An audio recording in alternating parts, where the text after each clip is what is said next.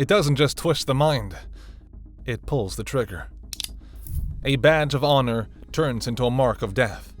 A high school friendship ends in a bloody betrayal. A lover's obsession ignites a deadly chase, and a rising star is snuffed out in an instant. These are the stories where the green-eyed monster didn't just destroy lives, it took them.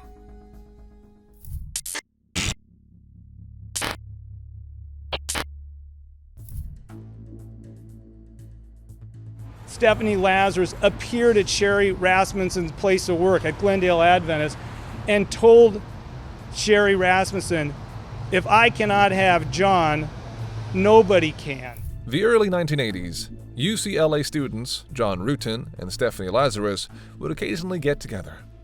John had said that it was just them fooling around, but Stephanie took it very seriously.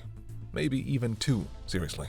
She took photos of him while he slept and stole his clothes as souvenirs.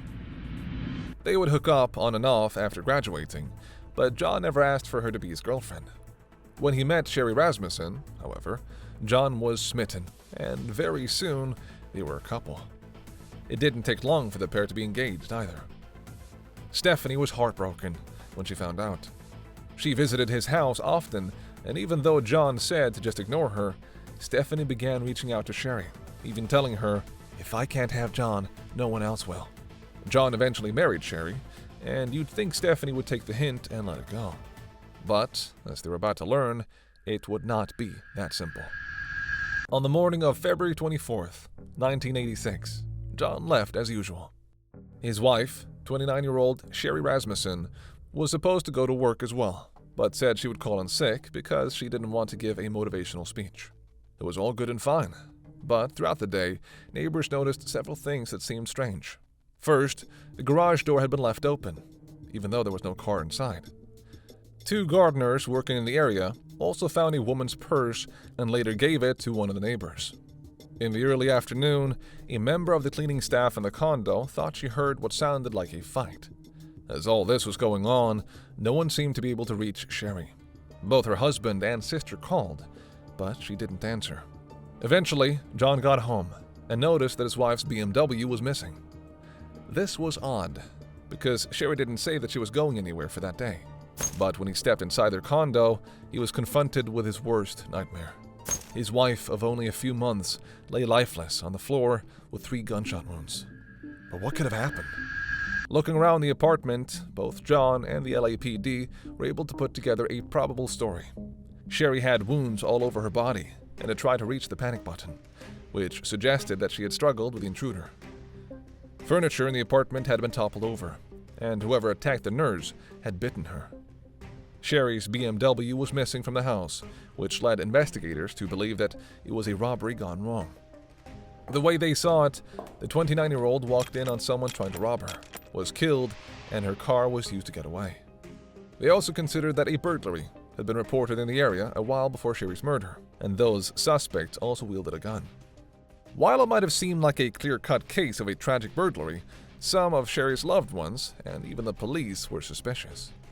You see, a few things were off about the whole situation. On the surface, Sherry's death could be written off as a burglary. But when you look closer, a few things don't add up. First, the intruder, whoever they were, bit her. That is quite unusual, according to investigators, as most burglars are men. The average grown woman trying to commit a robbery can easily overpower a woman without resorting to biting her. There was also a lack of missing items. No jewelry or electronics were taken from the house, and even the BMW was later found with no clues of the thief. The only item that was moved from the house was John and Sherry's wedding certificate, which is not what a burglar would typically go after. This brought up the possibility that maybe Sherry was killed for motives that weren't financial at all. But if money wasn't the motivation, what could it be? The burglary theory had already yielded no definitive suspects, so it would be even harder to find one now. Luckily, Sherry's father, Nels Rasmussen, had a suspect in mind, and quickly told the police about it. When the lead detective on the case, Lyle Mayer, began investigating the murder of Sherry Rasmussen, he had few leads to go off on. The detective didn't believe that the nurse's husband had been the killer, but seemed even more skeptical about the suspect the victim's father had in mind. According to Nels Rasmussen, a possible suspect was a woman named Stephanie Lazarus, who so happened to be an LAPD officer herself. His argument was that Stephanie had a history with Sherry's husband and had been harassing his daughter before her murder. Detective Mayer didn't buy this theory, and according to John Rutan, didn't even mention it to him as a possibility. The department continued to pursue the burglary angle, even offering a reward for any information that would lead the suspect to being found. Nothing came out of it, and as time went on, the case grew cold. This was despite the fact that Sherry's father wrote to the chief of the LAPD, offered to pay for DNA testing of the samples recovered from the bite wound, and kept calling the police force. While the Stephanie Lazarus angle seemed unlikely at first, even John at one point wondered whether there was any truth to it and asked the detective. It's worth remembering that this all happened in the 1980s, when Los Angeles was very crime-ridden, and the LAPD were up to their necks in cases. This meant that Sherry's murder wasn't a priority, even though her parents kept pressing. Soon, the case fell through the cracks like hundreds of others and didn't get any more attention until 2009. By 2009, both the Sherry Rasmussen case and those connected to it had gone through many changes. In the 23-plus years, John and Stephanie had married other people and started families. In fact, Stephanie had moved up the career ladder and is now a respected detective in the Commercial Crimes Division. The detective who was first assigned to Sherry's case had retired, and the department began working through its backlog of cold cases. The two new detectives, Jim Nuttall and Pete Barba, began working through a list of suspects, which included Stephanie. They'd also debunked the theory of Sherry being murdered by a burglar. Her jewelry wasn't stolen, which would have been the case. VCR equipment in her house had been arranged after the shooting to make it look like a burglary, and the shooter had even used a duvet to muffle the sound of the gunshots. When the DNA from the crime scene had been tested, it came out that the suspect they were looking for was indeed female. Looking through the previous case files, they were able to come up with 5 names. Still, Stephanie was considered the least likely because her relationship with John had ended well before the murder. So the detectives got to work and, little by little, began eliminating different women from the list until it was just Stephanie left. Now, investigating a top-ranked LAPD detective for a murder case from the 1980s was not an easy task. To avoid the word getting out, Nuttall and Barba only referred to Stephanie as number 5 and told no one what they were doing. Soon, the pieces began to fall into place. LAPD officers in the 1980s were allowed to have .38 caliber guns as their backup weapon, and this was the type that Stephanie had. The same type that was used to kill Sherry. Roughly 2 weeks after Sherry died, Stephanie reported her gun stolen to a different department, and this only added to their suspicions. A further look into her work history showed that she had been off during the time of the murder. Because Stephanie was an officer, she would have known to use her backup gun to commit the crime and to frame the scene to look like a burglary. Nuttall and Barba had come up with a plausible backstory, but now they needed to confirm once and for all if Stephanie was the killer. With the permission of their superiors, they collected a cup that Stephanie had drank from and tested her DNA. It came back a match, with the DNA collected from Sherry's bite wound.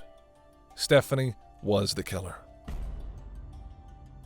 Arresting Stephanie was like a scene out of an action movie. Her superiors colluded to invite her to the then LAPD headquarters about a fake art theft case so that she would surrender her badge and gun. Was there ever any relationship or anything that developed between you guys?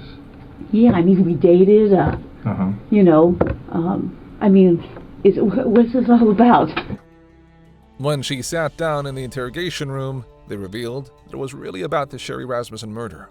After Stephanie was asked for a DNA sample, she tried to leave, but was arrested. While this was going on, police officers raided her house and car, finding diaries from the 1980s where she talked about how much she loved John Rutan and was upset that he was marrying Sherry. It seemed she made good on her promise, and while she got away with it for over 20 years, was having her day in court. Stephanie's 2012 court case was an absolute media storm. A 20-year-old murder being solved as a love triangle with a scorned woman was fascinating to viewers. But at the center of it were families in pain. John Rutan took the stand, when he tearfully admitted cheating on Sherry with Stephanie once. Stephanie's lawyers initially tried to have the case dismissed, on grounds of the evidence being possibly contaminated over the 23-year period, and the possibility that someone else's gun was used. In the end, a jury of 8 women and 4 men found Stephanie guilty of first-degree murder, sentencing her to 27 years to life in prison. She is currently serving at the California Institution for Women in Corona, and became eligible for parole in 2024. Stephanie Lazarus shows just how far some will go to eliminate a romantic rival. She said that if she couldn't have her lover, no one else would. From a deadly obsession in uniform, we now turn to a high school friendship that spiraled into horror.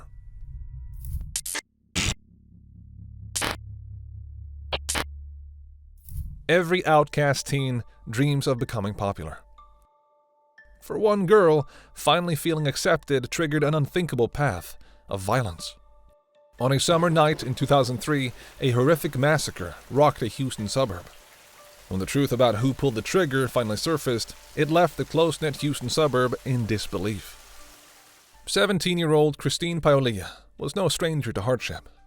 Tragedy struck early when her father died, leaving her and her mother, Lori Paolilla, to navigate life on their own. Lori's struggles with drug addiction created an unstable home environment. But Christine's challenges were made even worse by alopecia, a condition that caused her to lose her hair. The young girl's baldness made her a target for relentless bullying, leading to a very lonely childhood, leaving her with deep-seated insecurity.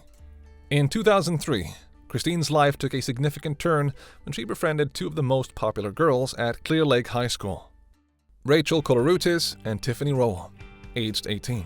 The 2 were known for their kindness and generosity. They saw beyond her appearance and took her under their wing, helping her to transform her image.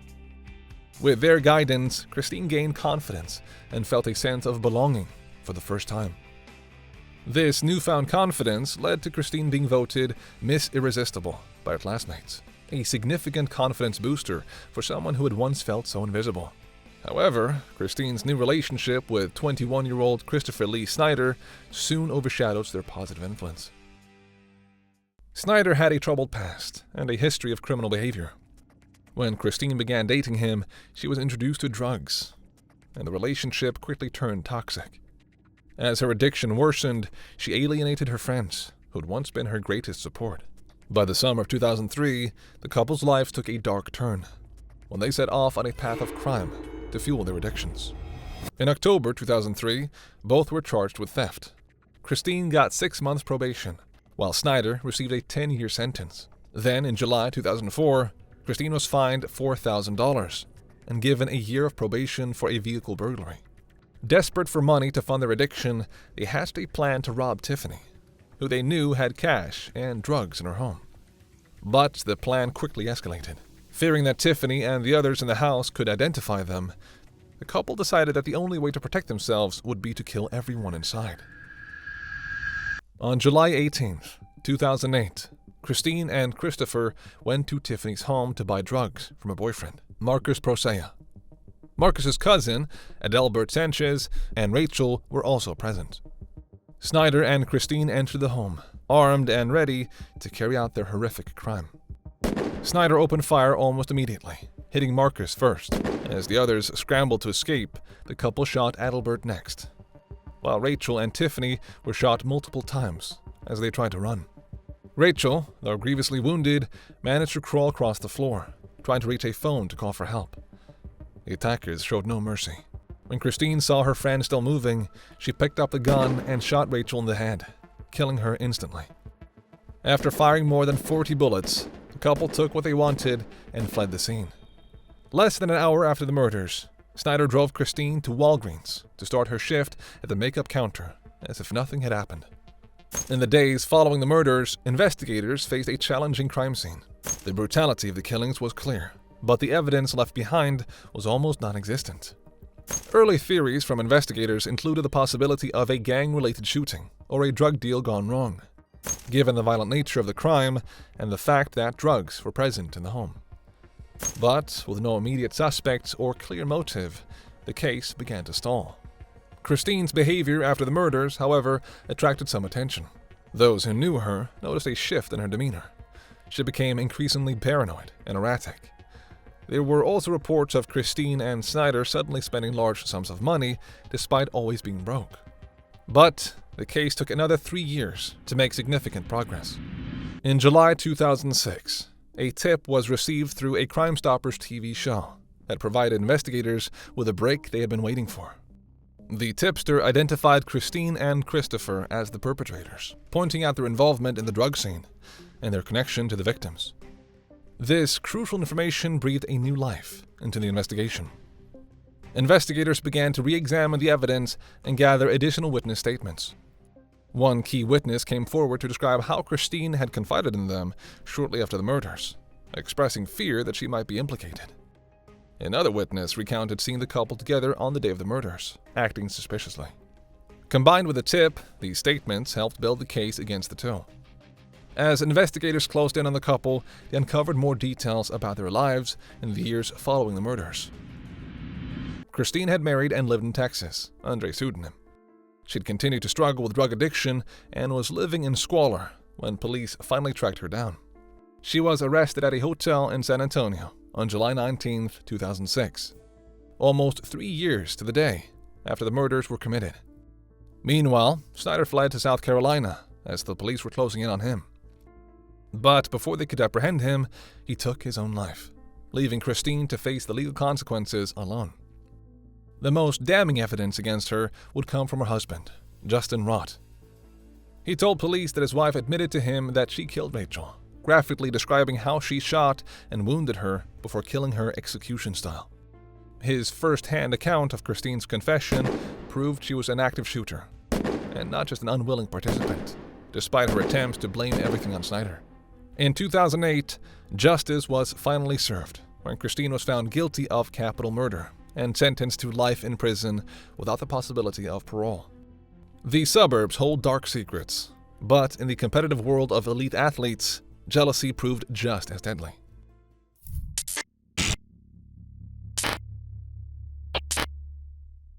In the world of gravel cycling, Mariah Mo Wilson was poised as a rising star before her life was brutally cut short at just 25 years old. What followed was a cross-border chase, an international pursuit spanning several weeks as authorities hunted down the killer, a woman driven by jealousy and rage to commit an unthinkable act of violence.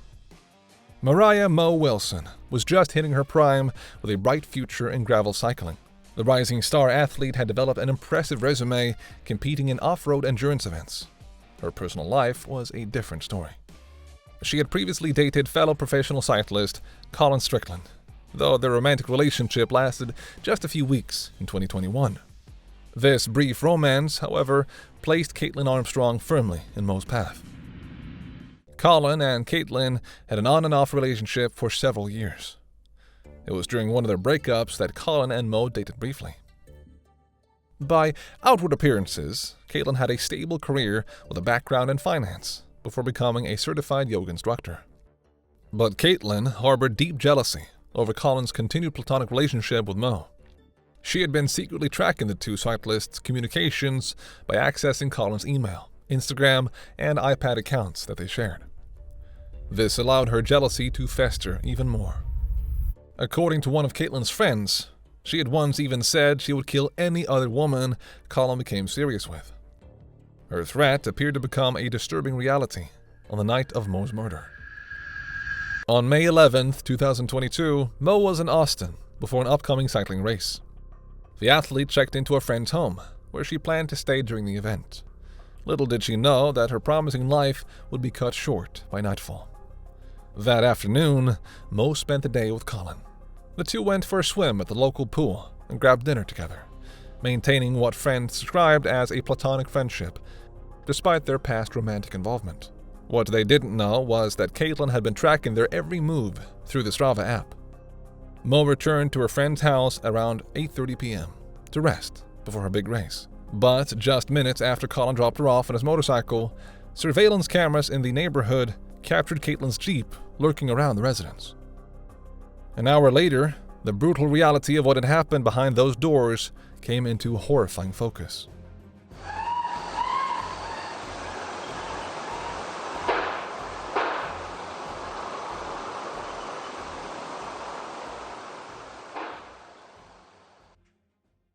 Mo's friend returned home around 9:45 p.m., making the gruesome discovery. The young athlete's body lying on the bathroom floor. She had been shot 3 times in what would prove to be a fatal attack. Police wasted no time launching an intense investigation into the murder. One of their first priorities was interviewing Colin, with whom she had spent time that day. He confided in investigators that he texted Kaitlin, claiming he was running errands alone and that his phone had died when he was out with Mo. Based on his statements and the timeline of events, the investigators quickly honed in on Kaitlin as their primary suspect. While Colin did not appear to be directly involved, detectives felt Kaitlin's jealousy over her boyfriend's lingering ties to Mo could be a clear motive to the killing. Kaitlin was arrested on an unrelated minor warrant at the couple's home later that day. She was, however, released shortly afterwards due to a clerical error involving her date of birth on the warrant. This turned out to be a costly mistake for the authorities. A search of the couple's home turned up a vital piece of evidence: a handgun matching the ballistics of the gun used in the shooting. With this smoking gun in hand, police quickly obtained an arrest warrant charging Kaitlin with Mo's murder. But by this time, the yoga instructor was long gone. Kaitlin had sold her SUV to a buyer in Texas. She then used her sister's passport to board flights from Texas to New York, eventually making her way to Costa Rica. Once abroad, Kaitlin took drastic steps to hide her identity. She underwent a transformation, a $6,000 plastic surgery makeover that dramatically altered her appearance. She cut and dyed her long red curls to short and dark brown. She got lip fillers, a nose job, and a brow lift in the hopes of evading capture. But U.S. law enforcement tasked with tracking her down employed a clever tactic to apprehend her. They posted a fake job ad for yoga instructor, hoping she might take the bait. Kaitlin did snap up the bait, leading authorities straight to her. In July 2022, things came to a head when authorities apprehended her at a hostel in Santa Teresa Beach. After 43 days on the run, Kaitlin was finally taken into custody to face prosecution. But before her case even went to court, Kaitlin would face another charge. Just weeks before going to trial, the yoga instructor made a run for it after a medical appointment. The brief freedom, which lasted just 10 minutes, saw a charge of felony escape added to her already long rap sheet. When the trial finally began in November 2022, prosecutors methodically presented their evidence, including surveillance footage placing her vehicle at the crime scene, just minutes after Mo arrived home on the night of the murder. Perhaps most damningly, they linked the murder weapon to the gun found at Kaitlin's home, registered under her name. The state painted a clear picture. Kaitlin's jealousy and obsession over Colin's previous romantic ties to Mo grew so toxic that she took the athlete's life in a possessive, cold-blooded act. After just brief deliberations, the jury agreed with this motive of jealous rage, convicting her of first-degree murder. The judge handed down a ruling of 90 years in prison, effectively a life sentence for the 34-year-old former yoga instructor turned convicted killer. Mo's family later won a $15 million wrongful death judgment against her. The lawsuit also stipulates that she may not profit in any way from Mo's death, including potential book or movie deals. After a global chase, we turn to Sydney, where the pull of fame brought 2 stars together until a deadly obsession silenced one.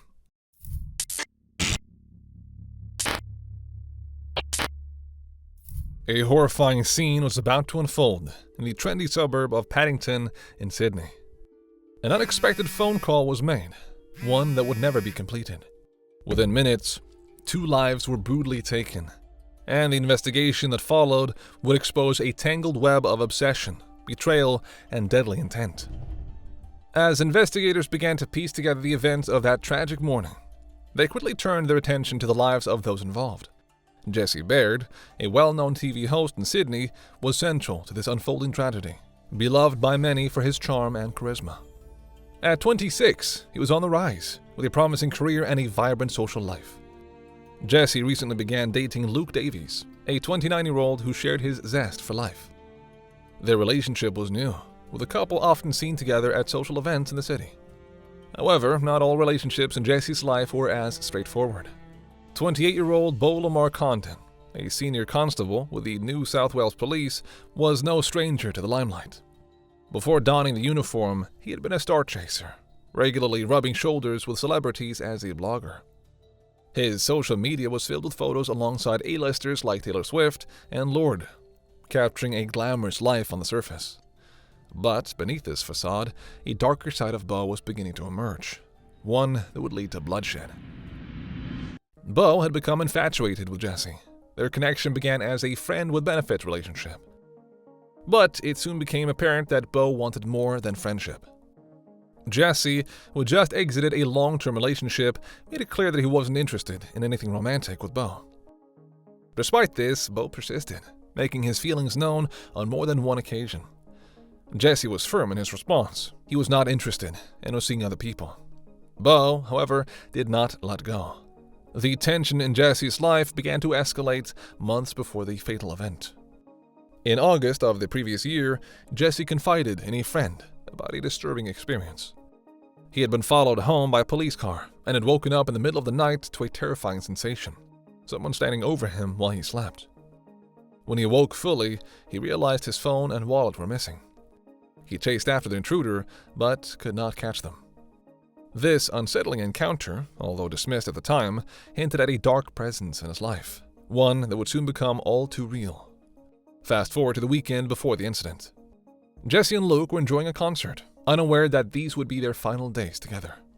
Meanwhile, Beau was making his preparations. On Friday, February 16th, he checked out a police-issued firearm from a station in Sydney's south.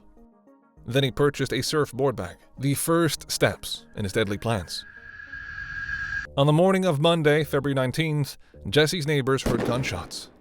A 000 call was made from Jessie's phone minutes later, but the call disconnected before anyone could speak. What happened inside the home was nothing short of horrific. Beau had entered the residence, allegedly using a key. Once inside, he confronted Jessie and Luke. What happened in those moments will remain known only to Beau, but the outcome was tragically clear.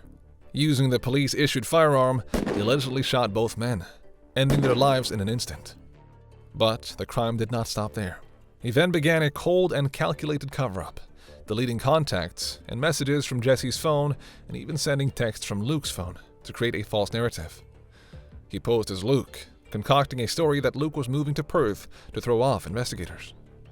The immediate aftermath of the murders saw Beau attempting to erase any trace of his heinous actions. 3 hours after the alleged murders, he goes back to the surf store to buy another bag. Then later that evening, he hires a white van, which was later captured on CCTV outside Jessie's home. The following morning, he returned the firearm to the police station as though nothing had happened. Then he sent off on a 2.5-hour journey to a rural property in Bungonia, New South Wales. On Wednesday morning, he makes the 125-mile journey back to the rural property once again. Afterward, he drove north to Newcastle, where he asked an acquaintance for a hose to clean the van, an action that would later raise suspicions. At the same time, the police investigation began to pick up momentum. Blood-stained possessions belonging to Jessie and Luke were discovered in a dumpster not too far from Jessie's home. Among the items found were a phone, credit cards, a wallet, and a set of keys. This led investigators to declare Jessie's Paddington home a crime scene after finding blood inside. It was clear that something terrible had happened to the two missing men. By early Thursday morning, Beau left Newcastle and drove back to Sydney, abandoning the van in the Grace Point suburb. However, Beau's efforts to evade justice began to unravel quickly. On Friday, just 3 days after the bloodstained items were discovered, Beau walked into Bonnie Police Station and turned himself in. By that afternoon, he was officially charged with 2 counts of murder. As the weekend progressed, the investigation took a significant turn. Acting on the information pieced together from Beau's partial admissions and other gathered evidence, police discovered the bodies of Jessie Baird and Luke Davies buried in a shallow grave on the Bungonia property. As the investigation progressed, additional charges were brought against him, including offenses related to the illegal disposal of the bodies and tampering with evidence. Beau remained in custody as the case moved toward trial, with each appearance drawing significant public and media attention. Most recently, on August 13, 2024, Beau appeared for a committal hearing, where the court reviewed the evidence to determine whether the case should proceed to trial. The judge ruled that there was sufficient evidence for the case to go to trial. setting the stage for what is expected to be a closely watched legal battle. Before you go, I'd love to know if you like having multiple stories in one video. Let me know in the comments down below. And if there are any cases you'd like for me to cover, you can email them to me using the address on my channel. Thank you.